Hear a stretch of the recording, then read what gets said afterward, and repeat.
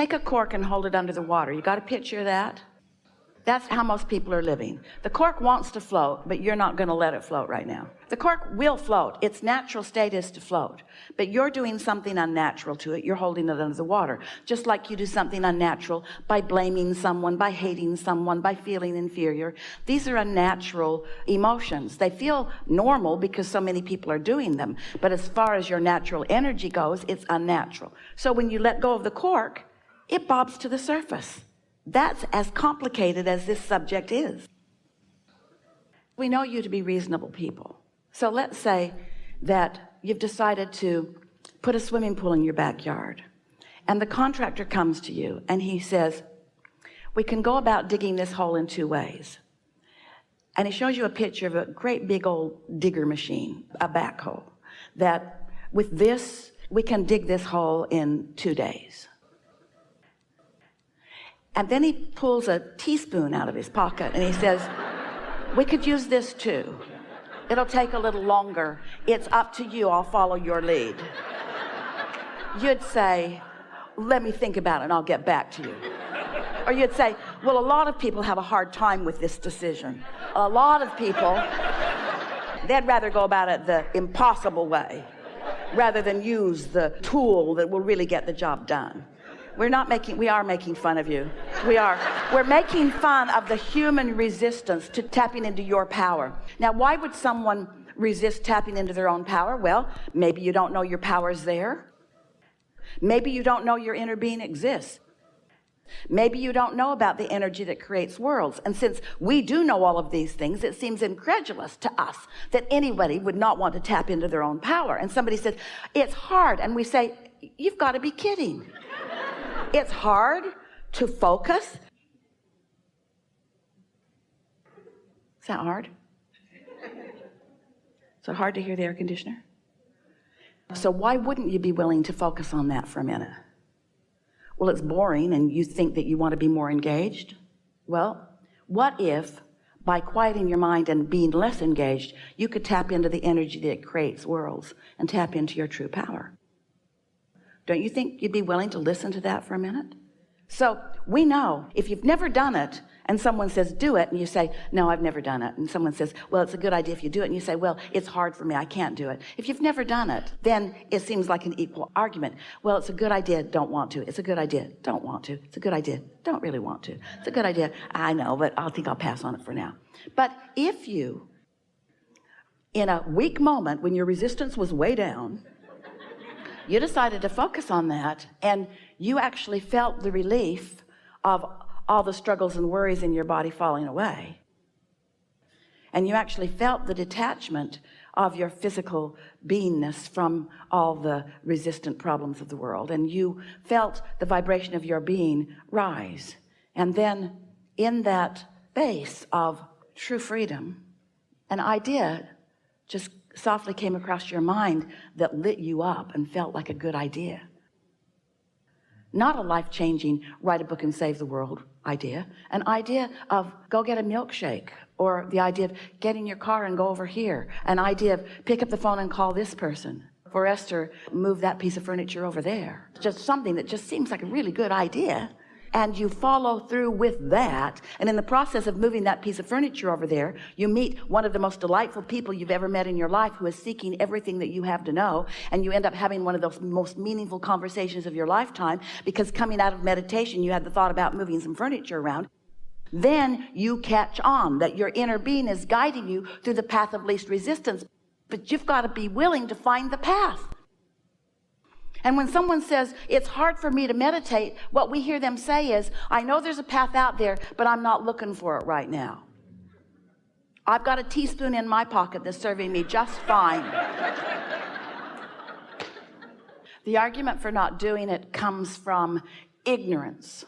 It comes from not understanding that you are an extension of source energy, not understanding that your inner being is aware of you and focused upon everything you want. Ignorance about the law of attraction and the power of it. It's just lip service that people offer. Do you know what it really may be? It might be this. It is this. It's exactly this. It's this. It's this. People believe that they must struggle and suffer in order to have gain. And so, really, I just have to sit there and do nothing?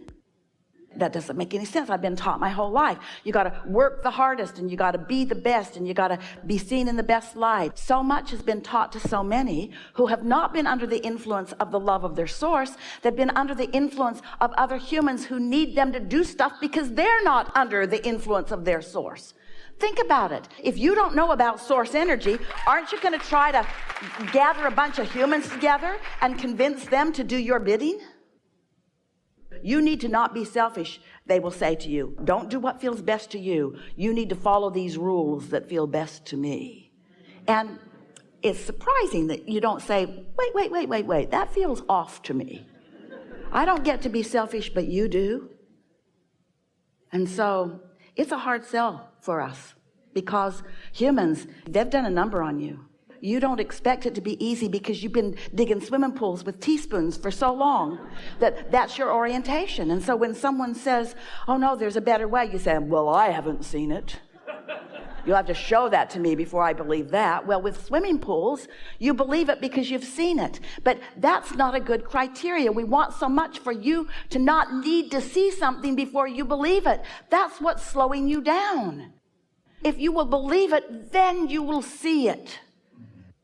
But if you need to see it before you believe it, then you get all confused because there's so much to see and everybody's got a different spin on what they did and everybody's got their own axe to grind. You've got to be your own self-advocate and you've got to be your own case study. You got to show yourself what this emotion yields for you and what this emotion yields for you and what this thought brings what emotion and what that thought brings what emotion. You got to be your own case study. You got to show yourself what alignment feels like and what misalignment feels like, what calibrating to the power of source energy feels like, and what calibrating against it under the influence of something else feels like. You got to get into alignment with who you are before you can begin to confront some of these larger conversations like money or like God or like love. It's important that you calibrate yourself, but once you do, then everything becomes clearer and easier for you to see. You didn't come to struggle. You came to enjoy the attraction that your focus accomplishes. So we want to ask you, we'll be very brief about this, but as you're moving through your day-to-day experience, and this answer is not always the same answer. We're just asking you from right here and now where you are standing. Are you wanting to be more what humans call grounded, which is of this world and understanding the way energy plays in this world?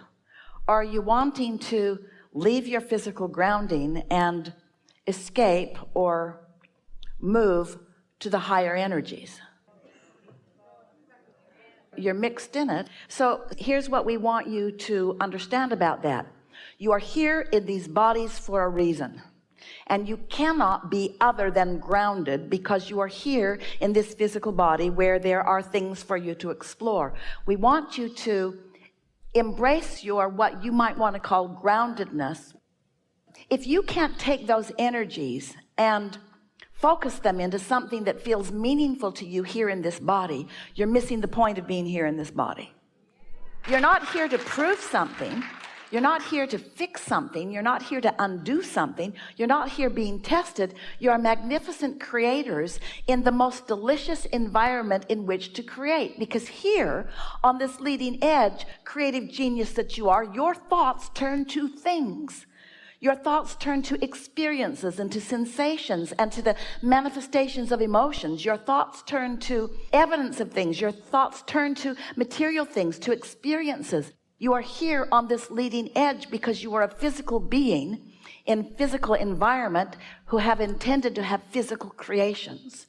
And all of this conversation about energy can sometimes lead you into a place different than what you intended.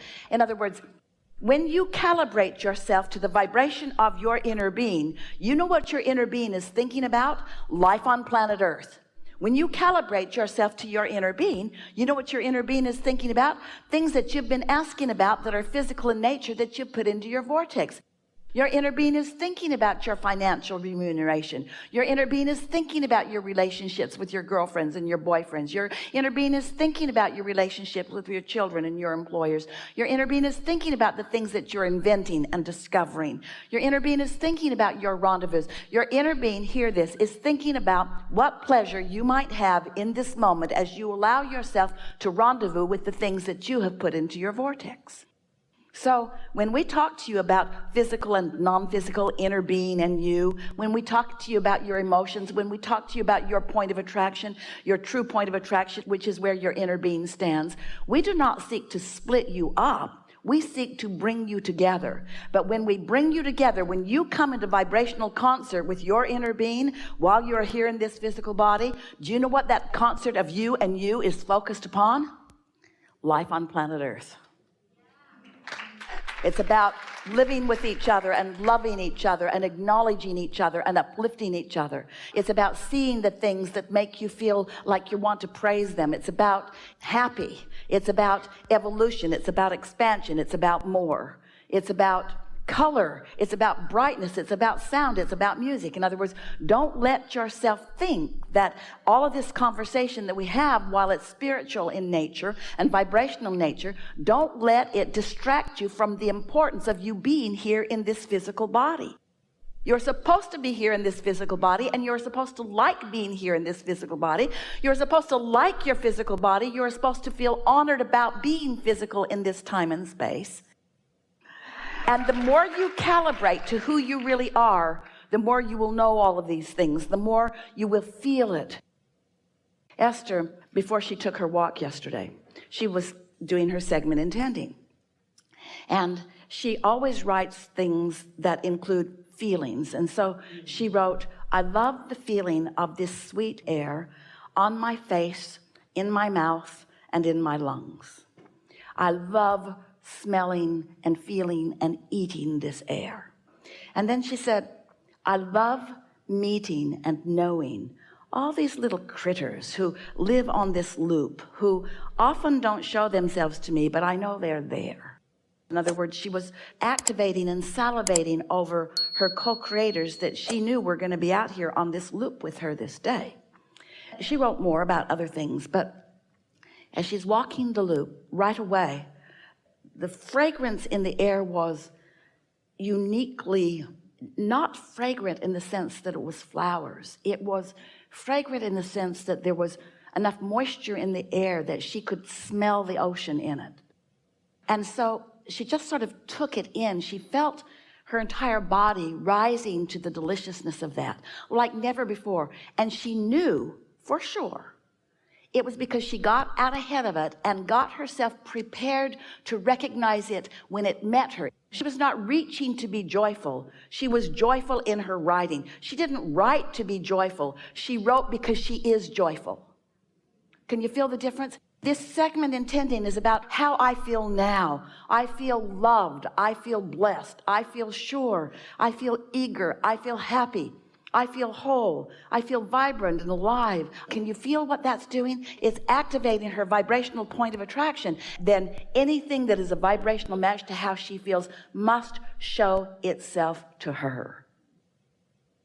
So Esther's been moving around life. She's been feeling pretty much that way for a long time, and life's been very, very good to her. But it is, so much more satisfying when she identifies something, as we're wanting to get you to do, identifies something, activates it in her vibration, savors it, writes words around it, sits and contemplates how those words feel, calibrating, and then deliberately moves out in the world so that the world can show her that it heard her calibration, that it honors her calibration, that it recognizes her calibration, that it is responding to her calibration. You are the creator of your own reality because you are the calibrator of your own vibration. You just got to accept that you are and do something about it.